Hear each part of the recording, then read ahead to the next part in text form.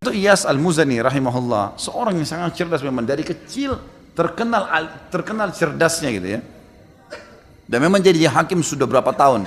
Waktu dia masih kecil, ada orang-orang Yahudi, tempatnya dia belajar matematika. Orang Yahudi belajar matematika, hisab gitu kan, hitung-hitungan. Iyas ini masih kecil, masih 7 tahun, belajar sama orang Yahudi. Orang-orang Yahudi lagi bicara, itu orang-orang Islam itu katanya nanti kalau orang masuk surga nggak ada buang air besar, nggak ada buang air kecil. Tapi katanya ada makanan, gitu kan. Kok bisa gitu? Mestinya kan harus keluar kotoran kayak di dunia. Karena di dalam Taurat rupanya tidak ada itu. Kata Iyas begini, hai guru, bisa saya bicara sebentar? 7 tahun umurnya, memang cerdas sekali orangnya. Maka kata orang Yahudi itu, ya silakan. Dia nggak sangka ini anak 7 tahun bisa ngomong. Maka kata Iyas, kalau seandainya Anda lagi makan makanan, gitu kan, apakah semua makanan yang Anda makan itu jadi kotoran? Dia bilang enggak. Lalu kemana? Kata gurunya, jadi energi. Sisanya yang tidak dibutuhkan tubuh jadi kotoran. Kata Iyas, lalu kenapa Anda pungkiri kalau di akhirat nanti bisa saja semuanya jadi energi? Tidak harus jadi kotoran. Itulah keyakinan kami orang Islam. Balik ini orang Yahudi sama Yahudi mengatakan, ini semoga Allah matikan nih anak. Loh iya, maksudnya ada orang Islam yang begini cerdas, semoga Allah matikan nih anak. Sampai begitu bahasanya. Tapi memang dia sangat cerdas, luar biasa orang ini. Yang jelas dia menjadi hakim dan memang dia sangat cerdas dan sangat jeli sekali. Ada beberapa kasus yang diangkat atau yang dibahas dalam Iyas Al-Muzani rahimahullah, orang yang luar biasa. Pernah ada 2 orang lagi bertengkar nih, ribut. Rupanya pernah utang-utangan, si A sama si B pernah utang. Si A utang sama si B. Sepakat ketemu di satu pohon, kemudian dikasihlah uang itu. Berjalan waktu, rupanya si A ini nggak ngakuin. Nggak ada tulisan. Gimana caranya? Sampai ke pengadilan. Hai Hakim Iyas, bagaimana jalan keluarnya nih? Gitu. Kata Iyas, mana dalilmu? Mana hujjahmu?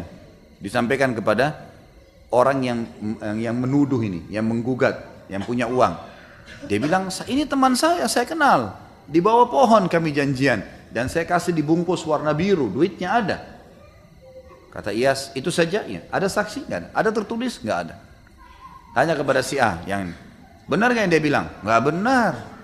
Mana buktinya? Saya nggak pernah kenal orang ini, saya nggak pernah ambil duit dari dia. Tapi Iyas ini, Allah subhanahu wa ta'ala berikan dia feeling, dia merasa memang si B benar nih. Dari performanya, dari orang ngomong ini dia bisa tangkap. Biasanya hakim memang jeli dengan itu. Teman-teman yang belajar sekolah pengacara, notaris, biasa memang ada kejelian-kejelian dalam menghadapi masalah-masalah seperti ini. Ringkas cerita, kata Iyas, baiklah. Kalau begitu, dia bilang sama si B, kamu sekarang kembali ke pohon yang dulu kau pinjamkan uang, yang kamu sangka itu. Kesana, kemudian coba kau ingat-ingat sambil berdoa sama Allah. Siapa tahu memang kau ingat bukan orang ini yang kamu kasih. Enggak hakim, dia saya kasih. Sudahlah, ikutin saya, pergi aja. Pergilah si B ini, kembali ke sana, kita ke bawah pohon itu. Lalu Iyas ini mengatakan, kamu tunggu aja di sini sampai dia balik ya. Lalu Iyas sengaja menyibukkan diri dengan kasus-kasus yang lain.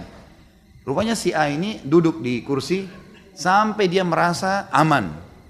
Ya rupanya si Iyas ini sibuk, si fulan dipecahin masalahnya gitu. Waktu Iyas lihat dia sudah sangat nyaman duduk, Iyas tiba-tiba balik bertanya kepada orang itu mengatakan, hai fulan si A, temanmu sudah sampai belum di pohon sana? Dia bilang belum. yang tadi punya masalah ini, dia bilang belum. Kata Iyas, semoga Allah bunuh kau. Katalah Allah, berarti kau benar tahu kalau itu pohon itu ada, gitu kan? Jadi tadi dibuat dia aman dulu, baru tiba-tiba Iyas bertanya, temanmu kira-kira sudah sampai belum? Gitu. Dia bilang belum. Gitu. Ini kayaknya yang lain tidak ngerti ceritanya. Makanya harus belajar cerdas tuh. Yang jelas banyak kasus-kasus seperti itu. Tapi mereka sangat hati-hati. Pernah satu kasus yang lain adalah ada 2 orang zaman dulu kalau musim dingin, mereka masuk ke sebuah tempat namanya hammamat. Ini seperti tempat permandian umum. Orang berendam di air panas, laki-laki sama laki-laki biasanya. Itu umum dipakai laki-laki. Ada satu orang rupanya dia pakai jubah, bantal dingin baru. warnanya merah, digantung sama dia. Ada orang datang, yang lain lagi satu, pakai jubah warna hijau sudah tua, mandi sama-sama berendam. Rupanya yang pakai mantel hijau ini pencuri. Waktu dia lihat mantel bagus di sebelahnya, mahal, gitu kan, ini dari bludru, maka kemudian dia pun mengatakan, dia pun keluar dari tempat mandi itu, berendam itu sebelum orang ini bangun, kemudian dia langsung ngambil jubah warna hijau, warna merah, kemudian dia pergi.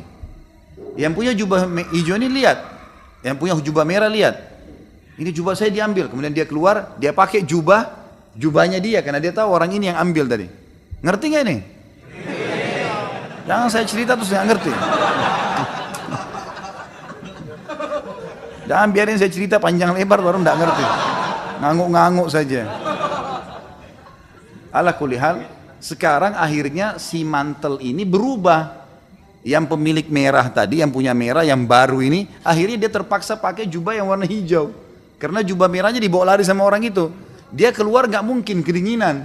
Dipakailah jubah yang tua, yang hijau ini. Yang mencuri tadi sudah pakai jubah merah, sudah lari. Dikejarlah sama dia. Ringkas cerita, lewat tidak sengaja di depan pengadilan. Lalu si yang punya jubah hijau teriak, ini fulan mencuri mantel saya. Gitu. Ada beberapa, kalau kita sekarang polisi, aparat keamanan, khilafah yang menjaga depan pengadilan, tangkap dulu. Tangkap, ini orang ini jubah saya. Gitu. Kok bisa? Ini yang pakai jubah merah bilang, enggak, ini jubah saya, ini sama saya. Loh tadi kan kamu sama saya masuk ke kamar mandi, untuk berendam. Enggak, mungkirin. Pokoknya sudah ini niatnya mencuri. Baiklah, masuk pengadilan. Sama Iyas dihadapin nih. Apa masalah? Nih jubah, inilah ceritanya seperti ini. Bagaimana pendapat kau nih yang pakai jubah merah nih, si pencuri? Ini jubah saya pakai, jelas-jelas punya saya. Dari mana ini orang ngaku? Gitu. Memang dasarnya mau mencuri. Kata Iyas kepada yang satu, apa alasanmu? Dia bilang nggak ada. Ini memang baru saya beli. Tapi buktinya sekarang kok pakai warna hijau nih? Loh, saya pakai tadi karena kalau saya nggak pakai saya kedinginan untuk ngejar dia. Apa alasan? Ada saksi? Nggak ada. Ada bukti? Nggak ada. Gimana jalan keluarnya nih mecahin? Coba kalau antum di posisi ini gimana mecahin? Hah? Apalagi habis capek kerja seharian gini nggak encer sudah otaknya. Iyas rahimahullah punya ide gitu. Maka rupanya dia tanya kepada orang yang punya jubah merah, jubah ini kenapa kau beli? Bilang saya suka sekali. Harganya berapa? Harganya 200 dirham, mahal sekali jubah ini. Kau sayang sama jubah ini? Sayang. Baiklah, itu saja pertanyaan saya. Ditanya yang satu nih, yang sudah lagi pakai jubah merah, berapa kau beli jubah ini? 200 dirham, ikutin situ. Karena dia tidak tahu harganya kan gitu. Kau sayang jubah ini? Sayang jubah ini. Baiklah kalau gitu. Sekarang untuk membuktikan, saya akan ambil sebuah alat, diambil seperti alat tapi dari besi itu untuk hancurin benda biasanya, bukan pedang juga, tapi ada seperti sisir kalau kita sekarang tapi tajam-tajam gitu ya. Itu untuk menghancurin daging, hancurin apa gitu. Lalu kata Iyas, panggil salah satu petugas di pengadilan, ambil tuh jubah merah, keluarin sekarang, taruh di depan saya. Ini jubah sekarang, saya akan hancurin. Karena kalian berebut, tidak tahu siapa yang punya, maka saya akan hancurin nih. Diambillah sama dia, sisir tersebut tadi yang tajam ini, kalau ditarik ini sobek semua nih. Rusak ini bludur gitu kan. Tiba-tiba yang punya jubah, yang memang punya jubah yang tadi yang betul-betul beli itu, mengatakan sudah, hakim, nggak usah, kasih aja dia deh. Daripada hancur gitu kan. Sementara yang satu ini bilang, ya udah silahkan, hancurin aja. Udah ketahuan belum? Sudah mulai cerdas malam ini. Bagus. Akhirnya kata hakim, kamu mencuri. Ini betul jubahnya si B, kasih si B. Loh kok bisa si A-nya mungkir? Nggak mungkin. Kalau kau punya kok nggak bakal mau hancurin. Ini mau hancurin, ini dia mau hancurin aja karena bukan punya dia nggak rugi kan itu. Tapi ini bilang sudah nggak usah daripada hancurin, sayang, kasih aja dia sudah, biarin dipakai. Seperti itulah. Dan cukup banyak kasus-kasus dalam pengadilan Islam yang unik sekali.